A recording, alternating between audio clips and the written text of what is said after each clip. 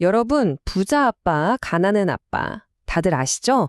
바로 그 저자, 로버트 기요사키가 지금 세계 경제에 대해서 굉장히 심각한 경고를 하고 있습니다.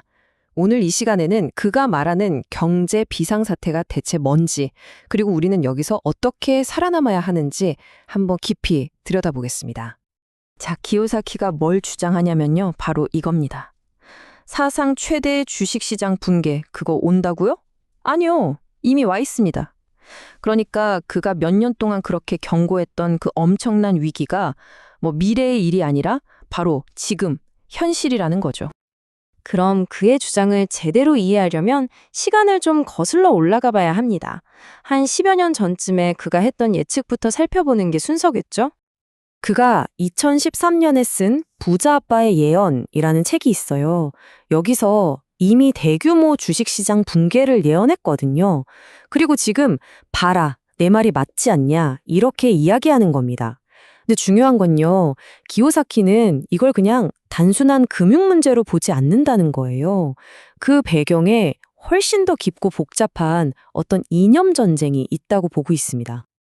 그러니까 지금 이 경제 위기는 기요사키가 보기엔 그냥 돈 문제가 아니라는 거죠. 그 뿌리에는 자본주의와 공산주의, 이 두 거대한 사상 사이에 벌어지는 보이지 않는 전쟁이 있다는 겁니다. 굉장히 거대한 담론이죠. 기요사키한테 자본주의는 부를 만들고 지키는 도구 같은 거예요. 그런데 문제는 뭐냐? 학교에서는 이걸 안 가르친다는 거죠. 오히려 평등, 다양성, 포용성 같은 가치를 내세우면서 돈을 버는 것보다 나누는 게 더 중요하다고 가르친다는 겁니다. 기요사키는 바로 이런 교육 방식이 사실상 공산주의적인 사고방식을 주입하고 있다고 아주 강하게 비판합니다. 그리고 이런 주장을 뒷받침하기 위해서 역사적인 흐름을 짚어줍니다. 이 이념적인 침투가 갑자기 생긴 게 아니라 1848년 공산당 선언에서 시작해서 1930년대, 50년대, 그리고 본인이 직접 사관학교에서 겪었던 60년대까지 아주 오랫동안 진행되어 왔다고 보는 거죠. 그의 주장에서 굉장히 흥미로운 부분이 바로 이겁니다. 1959년 소련의 흐르쇼프가 했다는 말을 인용하는데요. 우리는 당신들에게 사회주의를 조금씩, 아주 조금씩 먹일 것이다. 그러다 어느 날 잠에서 깨면 당신들 사회는 이미 공산주의가 되어 있을 것이다. 와, 이게 사실이라면 정말 소름 돋는 말이죠. 기요사키는 이게 바로 수십 년에 걸친 장기 전략의 증거라고 보는 겁니다. 자, 그럼 이런 거대한 이념 전쟁이 현실 경제에는 어떤 영향을 미쳤을까요? 기요사키는 지금 금융 시스템이 무너지고 있는 몇 가지 아주 치명적인 증상들을 짚어냅니다. 기요사키는 2008년 금융위기 때 정부가 문제를 해결한 게 아니라 그냥 돈을 더 찍어서 덮었다고 말해요. 일종의 폭탄 돌리기를 했다는 거죠. 그 결과가 뭐냐? 바로 이 세 가지 거품입니다. 주식시장, 채권시장, 그리고 그가 가장 위험하다고 말하는 부동산 시장까지요. 이 거품들은 지금 터지기 일보 직전이고 하나만 터져도 다른 모든 걸 끌어안고 무너질 수 있는 그런 시한폭탄이라는 겁니다. 문제의 스케일이 어느 정도냐면요. 바로 이 숫자입니다. 37조 달러. 이게 지금 미국 정부의 부채거든요. 37조 달러. 감이 오시나요? 이 어마어마한 빚더미가 바로 시스템 전체가 물에 잠기고 있다는 아주 명백한 증거라고 기요사키는 말합니다. 그리고 이게 그냥 월스트리트나 정부만의 문제가 아닌 게요. 바로 우리들의 연금과 직결되어 있다는 겁니다. 기요사키는 이걸 역사상 가장 큰 범죄라고까지 표현해요. 월스트리트와 정부가 노동자들의 연금을 훔치고 있다는 거죠. 예를 들어서 미국의 가장 큰 연기금 중 하나인 캘리포니아 교직원 연금, 캘퍼스 같은 곳들이 사실상 이미 파산 상태라고 주장합니다. 자, 지금까지는 계속 문제점만 이야기했죠. 좀 암울하게 들릴 수도 있습니다.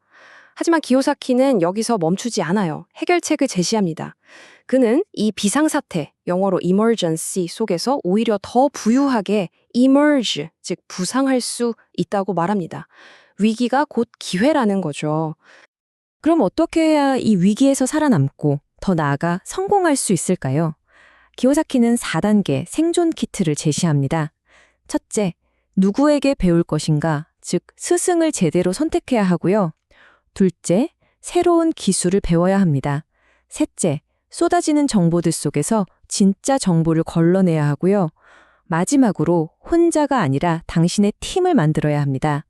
이 모든 것의 시작점, 가장 중요한 첫 단추는 바로 스승을 선택하는 겁니다. 두 번째, 새로운 기술을 배우는 건데요. 여기서 그는 교육자 마리아 몬테소리의 말을 인용해요. 손이 하는 것을 마음이 기억한다. 즉, 머리로만 배우는 건 소용없다는 거죠. 직접 해봐야 한다는 겁니다. 그래서 그가 만든 게 바로 캐시플로우라는 보드게임이죠. 놀면서, 직접 해보면서 금융을 배우라는 겁니다. 그럼 캐시플로우 게임을 통해서 뭘 배우라는 걸까요? 바로 재무제표입니다. 손익계산서, 대차대조표, 현금흐름표. 좀 어렵게 들리죠?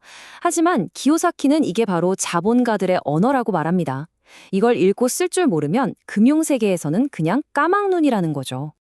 생존 키트의 마지막, 그리고 어쩌면 가장 중요한 조각은 바로 팀을 만드는 겁니다. 여기서 기요사키가 아주 재밌는 비교를 하는데요. 생각해보세요. 학교에서 시험 볼 때 옆 친구 답안을 보면 어떻게 되죠? 바로 컨닝, 부정행위죠.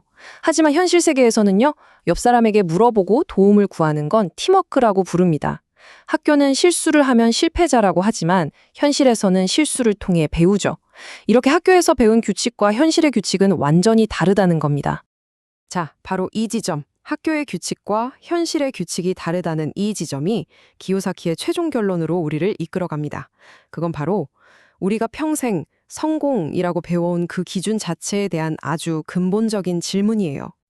기요사키가 고등학교 때 성적이 아주 안 좋았다고 해요. 낙제생이었죠. 그때 그의 부자 아빠가 이런 질문을 던졌다고 합니다. 어른이 되어서 너의 인생에서 가장 중요한 성적표가 뭔지 아니? 라고요. 여러분은 뭐라고 생각하세요? 답은 이겁니다. 여러분 은행에 대출 받으러 갔을 때 은행원이 고등학교 성적표 좀 보여주세요? 라고 하던가요? 아니죠. 그들이 보고 싶어 하는 건 딱 하나, 바로 당신의 재무제표입니다. 당신이 돈을 얼마나 잘 버는지, 빚은 없는지, 자산은 얼마나 되는지, 이게 현실이라는 거죠. 네, 바로 이겁니다. 당신의 재무제표가 바로 당신이 어른이 되었을 때의 성적표다. 이게 기요사키가 우리에게 던지는 최종 메시지입니다. 학교 성적표에 목숨 걸지 말고 진짜 중요한 성적표인 재무제표를 관리하라는 거죠. 자, 여러분은 어떻게 생각하시나요? 기요사키의 경고가 너무 과장된 걸까요? 아니면 뼈아픈 현실일까요? 무엇보다 중요한 질문은 이겁니다. 지금 여러분의 성적표는 과연 몇 점입니까?